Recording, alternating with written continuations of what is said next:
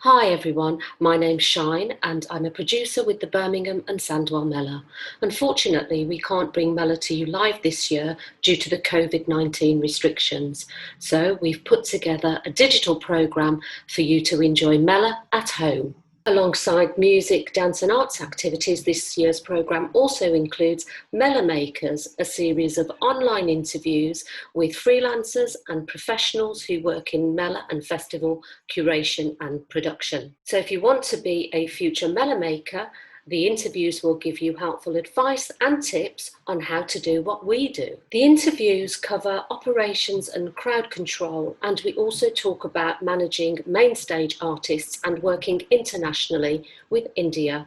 We look at marketing and publicity and how to get that right, and we touch on developing audiences and partnerships. Hi everyone, my name's Shine and I'm here again with one of the Mela at Home interviews as part of the Mela Makers strand of this year's online virtual Mela. And I'm here with Laura and Corinne. Hi. Hi Corinne.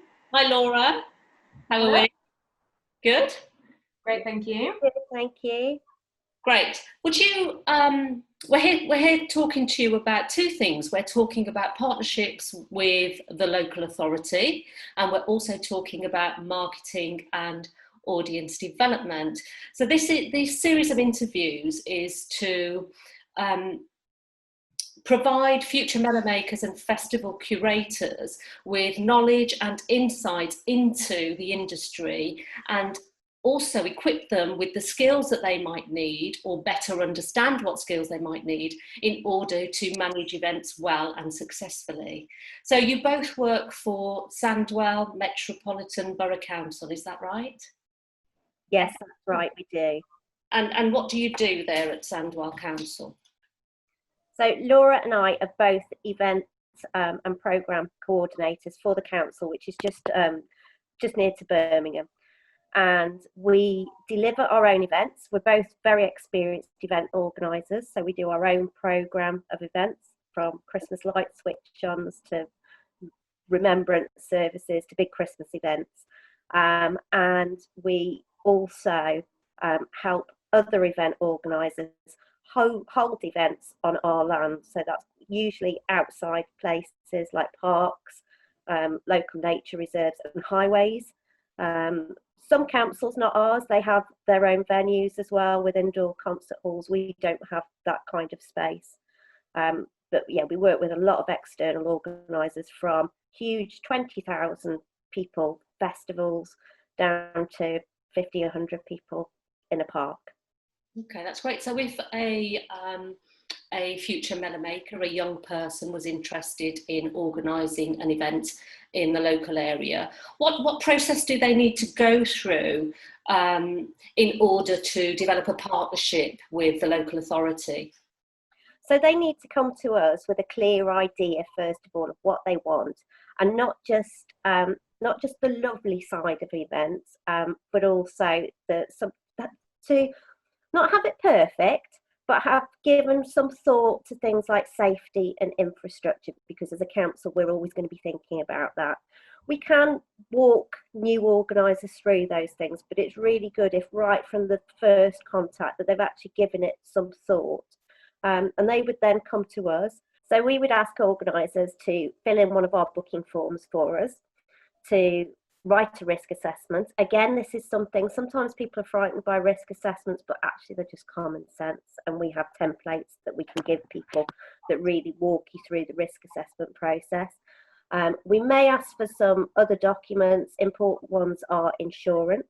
So we'd ask for public liability insurance. And we possibly ask, depending on your type of event, we might ask for some other things. So for example, if you've got caterers on site, we'd want to see hygiene certificates. If you've got inflatables on site or fairground rides, they have their own certification with those. Usually the operators of those has that anyway. So we would just ask for copies. And then we would take that. First of all, Laura and I are event organisers ourselves, and we're really passionate about bringing people into what we do because it's fab and we really enjoy it. and we're passionate about young people. So first of all, Laura and I would review those documents to see if, and we'd go back to anybody submitted to us and say, we can see you might need to look at this, or we might need something else here, or maybe your risk assessment might need a bit of tweaking. And we'll really, I guess, handhold people through that process. Then after us, it goes to a group called SAG. Now, SAG stands for Safety Advisory Group, and it's a large group of people that all events on council land go to in each area. On our Safety Advisory Group, we have the 3 emergency services sitting there, so that's fire, police and ambulance. We have environmental health, who look at things like catering, licensing, who look at things like music licenses and bars and that kind of thing. Highways, who might help with road closures or if we've got a lot of traffic.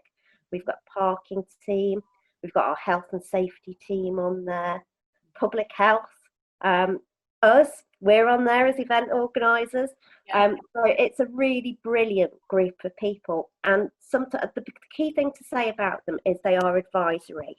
So they'll advise the organiser and the council on whether they think an event's safe to go ahead. Some people feel a bit intimidated by having that many people around the table. In our personal SAG in Sandwell, we're really passionate about the expertise around that table. And if you've actually calculated how many thousands of pounds of expertise on your events that's sitting around the table advising you, it must be thousands, you know. And particularly for young organisers, that is great to sit down in a room with the police, the fire, health and safety, and some of the best, actually, we're quite proud of our patch, but I'd say some of the best individuals in the country for advising on events. And we'll kind of advise people and take them forward. So Corinne, can you tell us what the benefits are of working with a local authority if you're planning on organising an event? Well, I think we have really good processes in place. We've got a lot of expertise. As I've said about the SAG group, there's a lot of expertise. We can connect organisers to the right people. We've got a lot of connections within our council, but we're also really good at the safety side of events and giving people that reassurance that their event is safe. And we'll talk them through that and we can make it safe with them. And other things that Laura and I can do are things like desktop exercises, which are quite good fun. So we might take your risk assessments and sit you around the table and say, right, imagine it's 4 o'clock on the Friday of your event day and there's a hostile vehicle on site, or a bomb package, or a fairground rider stopped with 20 people stuck 40 foot in the air. And we'll do like 3 or 4 scenarios and we can talk around it. So you're thinking around what you've got in your risk assessment. Have you thought about these things? And it's kind of like a really good, fun way to kind of test your knowledge around making that event safe. And we really enjoy doing that kind of thing with organisers. We hope that those sorts of things don't go wrong with your events, but it's a good way of being prepared for them if they do ever happen. Yes, they do say you need to plan for all eventualities, don't you? And the weather is one that we don't have an awful lot of control over and can often stop events unless you have a plan B in place. So it's also important, I guess, to think about alternatives if you're planning an event outdoors, for example. So that might be a good thing for young people to think about. Thank you for that, Corinne. I'd like to come over to you now, Laura, and just talk to you a little bit about marketing and audience development, because it's one of the most important parts of the development process when you are planning an event, and you have to get your marketing right. So could you just talk us through how you as the local authority might support future Mela Makers with marketing and audience development? Yeah, absolutely. So we can help in all sorts of different ways with this sort of thing. As the council, we've got contacts with people all over the borough We've got social media channels, not just dedicated to all the council business, but also to our cultural offer. We've got marketing emails that go to residents about all sorts of different things. We've got poster boards around the borough, and we've got the website, or different websites, both the main council one and the cultural one, that we can use for all sorts of marketing. So there's loads and loads of different ways there that we can support you in pulling off the marketing for your event. And what would you expect the event organisers to have in terms of marketing materials before they come to talk to you about their event? Yeah, so we need quite a bit from an organiser in producing their own artwork. So that's the posters, flyers, images for social media, logos, all of that sort of thing. We need you to bring that to us so that we can use that to share that. There are certain things on there that we really need you to do, just checking for grammar and spelling mistakes, particularly with people's names. We really don't want those going wrong and being sent out to anybody. We need them to be legible with no clashing colours, not too many words on them.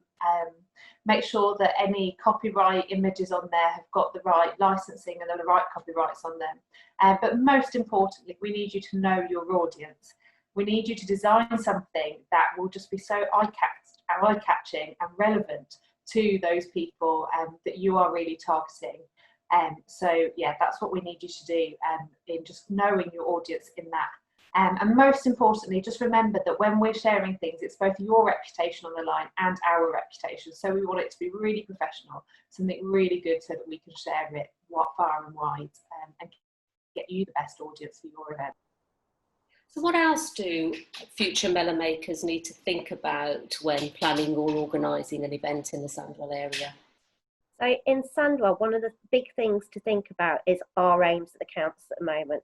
So there was a big report done last year, actually, that said out of 324 local authorities like Sandwell in the country, Sandwell scored 323rd in terms of people being engaged in culture. So that's events, festivals, music, entertainment.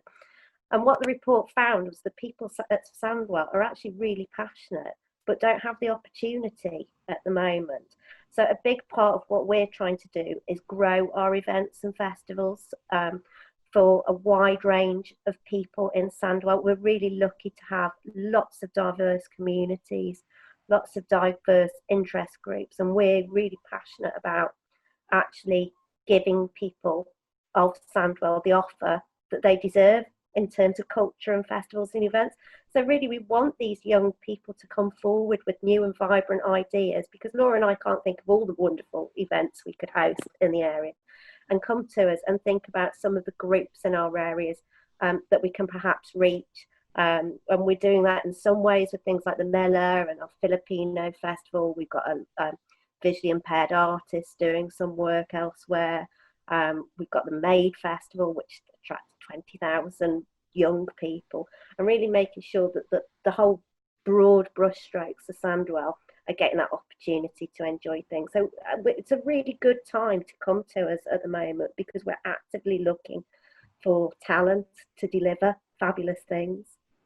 And are there opportunities for young people to possibly volunteer or come and work with your team to gain some work experience from school, or, to work on events? Is that something that you would entertain or do? Absolutely. We're in the process at the moment of looking at how we bring our volunteer levels up.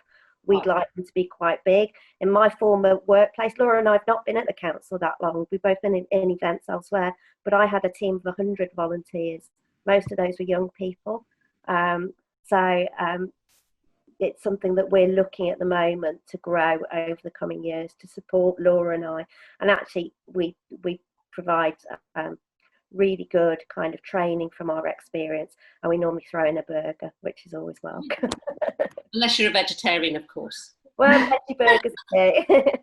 We also, as the council, have really good links with Healthy Living Sandwell, with the social care system, with the community, and with schools. So we're able to do all of that sort of thing. We're able to help and link you in with all of those sorts of things. We also are able to point towards all sorts of grants and funding that might be really useful to you as they come to our knowledge. We can pass that on. And we have links with the Mayor of Sandwell office if you are looking for high profile visitors to come along. We want to tell you a little bit of a story or an example of a guy that came to us about a year ago now, saying he came through Groundworks, which is a youth organisation within Sandwell, and through the Friends of Dartmouth Park. He had the idea to put on a colour fete within Dartmouth Park for teenagers and young people. So it would be buying a bag of powder, coloured powder, to then throw at each other with music and a fun atmosphere going on. So he came to us and we looked through everything that he'd done already, which was really, really good stuff. And we were able to support an awful lot more. But we also took him to the SAG, the Safety Advisory Group that Corinne's already talked about. And we were able to guide him through that, to handhold him, to get him all the advice that he needed to make that a success. Unfortunately, COVID-19 lockdown happened, and so the event hasn't actually happened, but we really hope that he will still have that enthusiasm for when we're able to do things again, and we can work with him and to build that event over the next 3, 4, 5 years into a really great event happening within Sandwell. That's an interesting story. I hope it happens next year. It's probably going to be next year now, isn't it? For many of our outdoor events, it would have been Mela's 10th anniversary this year, so we'll be doing our 10th anniversary in year 11 next year. So I look forward to working with you both on that, and I'd like to say thank you both for contributing to the Mela Makers interviews. Thank you, Laura and Corinne. Thank you. Bye.